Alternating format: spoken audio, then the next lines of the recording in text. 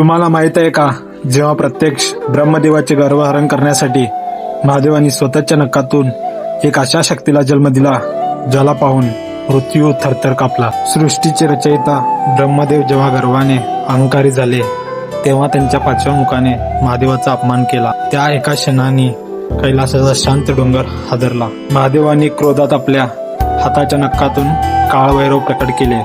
इतके भयानक रूप की काळही तिथे थांबला. कालभैरवाने एका झटक्यात ब्रह्मदेवाचे ते पाचवे मुख धडावेगळे केले. पण ती फक्त शिक्षा नव्हती, हे एक रहस्य होते.